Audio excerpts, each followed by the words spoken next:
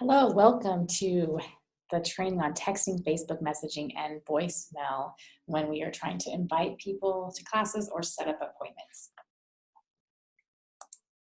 So, the biggest thing to think about when you, especially as you're starting your business and as you continue on, is that most people don't talk on the phone a lot. So, since you are a real person with a real voice, it's highly recommended to get people on the phone and speak with them. This is so rare that it really will set you apart from others. I know I've received so many invitations either by text and especially through Facebook, either messaging or people just add me to their events that never ever talk to me. And I did one day, I can still remember this. This is probably about 6 years ago that I had a friend who actually called and invited me to her event. And just because she called and invited me, I went. I wasn't even interested. They were selling some clothes, and I wasn't really even interested in clothes, but because she called me, I was just so impressed with that I attended her event.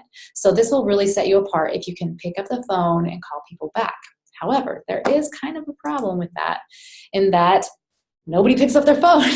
Or it's rare, unless it's like your mom or a close friend. Oftentimes, people just let the phone ring through to voicemail, and then they'll check the voicemail to see if they want to call back or answer it or whatever, right? So the point of this is that, number one, you definitely want to call. That's the most effective way, is to talk to people on the phone. However, to get them on the phone, you might need to use a text first to get them to pick up.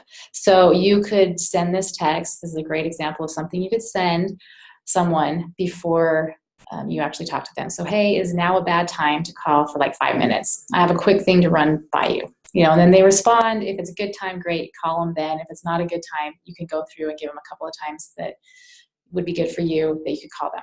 So you just go ahead and do that. This is super effective if you have their, you have their cell phone that you can text them beforehand to really get them on the phone. And so you'll be approaching people that you know initially. So this is the best way to do it.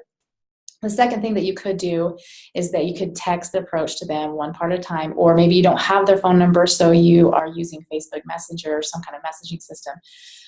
It could be email, but that's super slow. But you would just want to break down your normal approach of inviting or setting them an appointment and just break it down in between the questions. So keep going until there's a question, wait for them to respond, and then put the next part in there, and you can have that conversation back and forth. So those are a couple of options, but like I said, calling them is the most effective way to set up those appointments and really set you apart. Okay, so the other problem is people don't pick up their phone. Voicemail, right? How many of you are like that? I'm totally like that. In fact, I have a voicemail on my phone from a couple of weeks ago where the doctor has called to pick up some foot device for my daughter, and still haven't done it because I'm busy, and that's what most people are. So one thing is, don't be lame, don't be a stalker when you're trying to make calls with somebody. Nobody really returns voicemail. And so with that, your objective really isn't a callback. Okay, so let's say you're calling a potential customer or your friend for an appointment. It might be someone, or a referral that you've received from someone, and you say no one calls you back, so there's no point to leaving messages. I disagree. But because I think your intention is wrong. Let's break down what happens for the customer or your friend when you call. Do or you do not leave a message, and why they might not be calling you back. So I would assert that the biggest reason customers don't call back is because they're busy. Like I said, I have messages still on my phone that I haven't called back. It's not that I don't want to talk to them. It's just I get busy and forget. So, sorry, that skipped ahead. So when I'm making calls for my business or even personal calls, I don't leave messages to get a call back. I leave a message so that they're expecting my call back. So let's say you call and it's a random number not in their phone, or it could be your friend, but maybe you don't talk to them a lot. And of course, they're not picking up the phone, and either they don't know you, or maybe they're busy, they just can't pick it up, and you don't leave a message. Then you call again later. They'll recognize the number, or they have it on their phone and it rings through again. And if you call again, now they're getting annoyed or thinking, what is going on? Is it an emergency if they know know you, and if they don't know you, thinking, what's going on? This person's annoying me, and they haven't left a message.